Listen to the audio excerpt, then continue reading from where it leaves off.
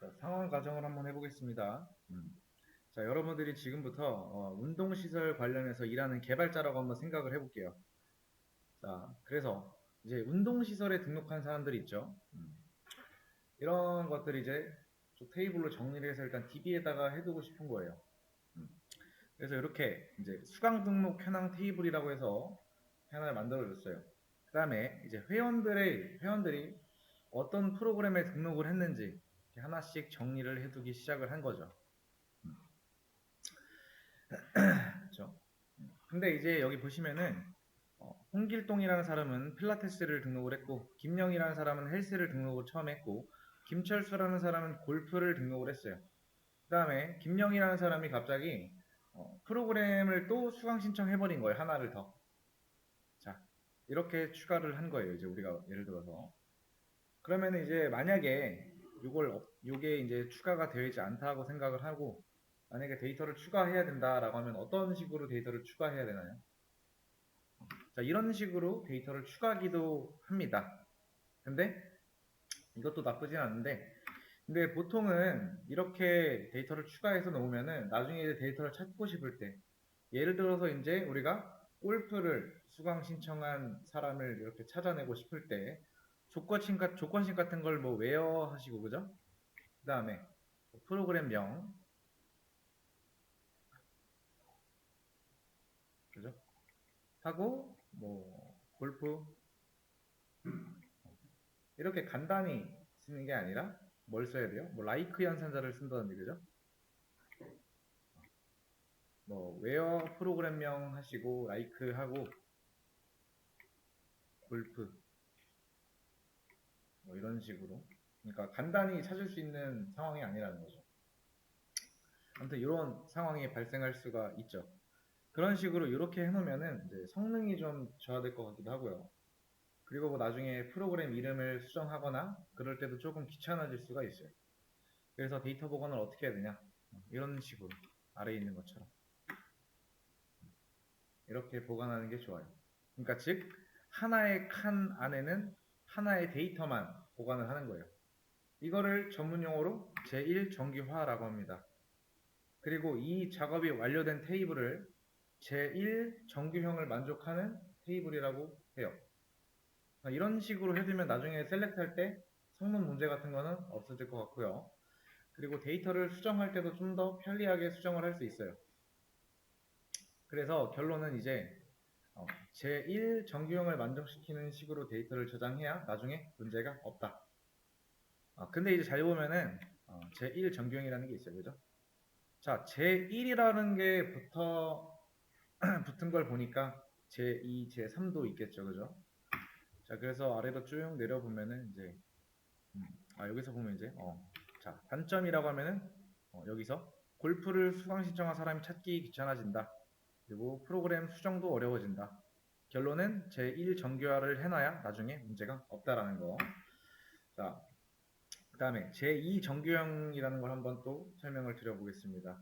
자, 아까의 예시에서 좀 더 업그레이드를 했어요. 테이블 자체를. 자, 이런 식으로 우리가 데이터를 저장을 하고 있다고 한번 생각을 할게요.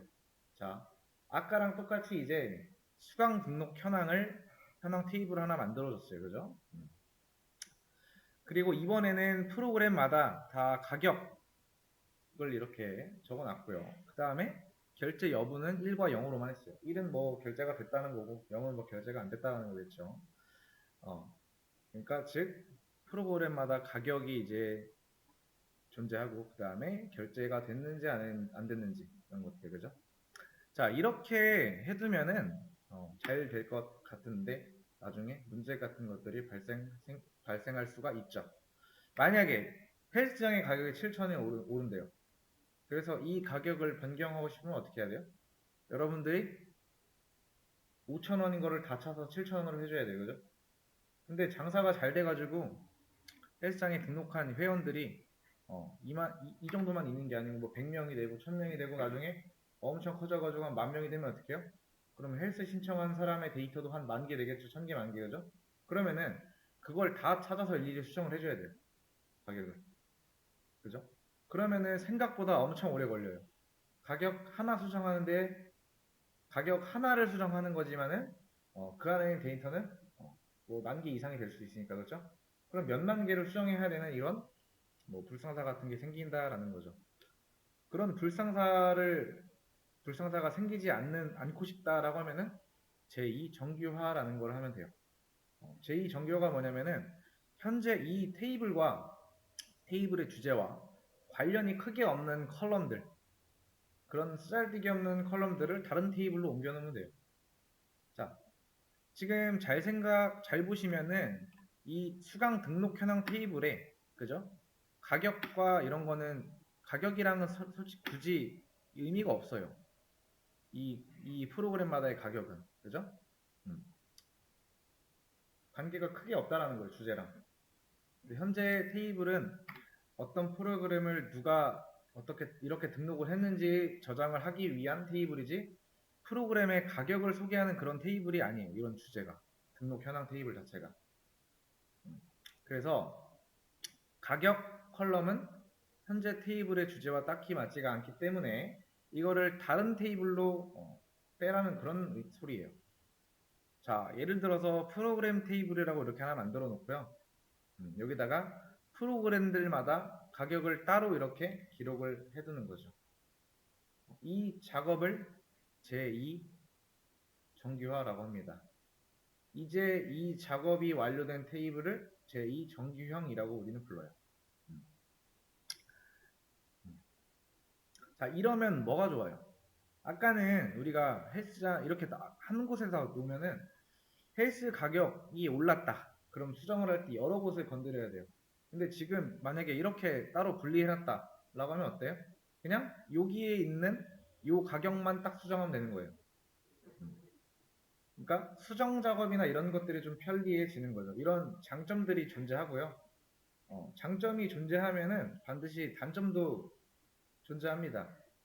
단점이 뭐냐면은 예를 들어서 이제 홍길동이라는 사람이 얼마를 내야 되는지 이런 것들을 조회하고 싶으면은 이 첫 번째 안에 있는 요 안에서는 볼 수가 없어서 다른 테이블에 있던 데이터까지 끌고 와야 이제 이 사람이 얼마를 내야 되는지 알 수가 있겠죠. 그렇죠? 이런 식으로 이제 나중에 데이터를 셀렉트로 조회할 때 조금 귀찮다라는 거, 그런 불편함이 있어서 비관계형 데이터베이스들은 정규화 이런 거를 안 하는 경우가 있어요. 근데 그러면 또 단점이 있어서 근데 그 단점을 감수하고 그냥 쓰는 거예요. 제가 방금 말씀드린 비관계형 DB들은 한번 검색을 해보시면 좋겠죠.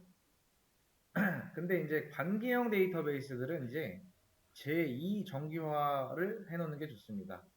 자, 이 제2 정규화를 좀 더 전문적으로 좀 표현을 해보자면은, 파셜 디펜던시를 제거한 테이블.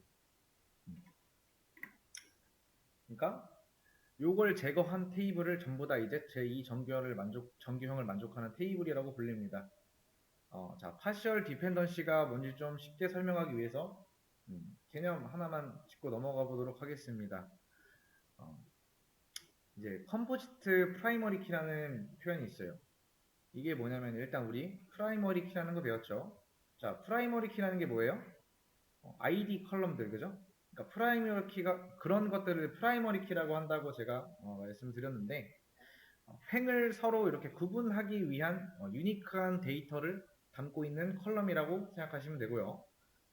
프라이머리 키 컬럼이 없는 경우에도 우리가 프라이머리 키를 정해둘 수가 있어요.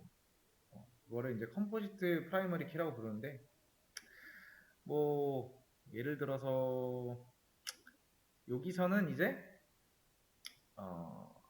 회원 번호랑 프로그램 명이 되겠죠. 그죠? 이거 두 개를 합치면은 뭔가 이제 프라이머리 키 같은 역할을 할 수 있지 않을까.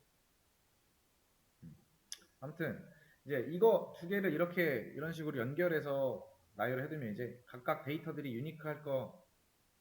유니크하겠죠, 그죠? 그렇기 때문에 이 컬럼 두 개를 이렇게 연결을 해둬도 프라이머리 키 역할을 수행할 수 있는 거예요. 그래서 이 두 개의 컬럼들을 컴포지트 프라이머리 키라고 합니다. 뭐 꼭 두 개가 아니어도 세 개, 네 개 이상 합쳐도 전혀 상관없고요. 자, 그럼 이제 파셜 디펜던시를 이해할 수 있는데, 자, 파셜 디펜던시가 뭐냐면은 컴포지트 프라이머리 키 있죠. 여기에 종속된 컬럼들이 있어요. 자, 이 화면을 이제 보시면은 프로그램명 컬럼에 이제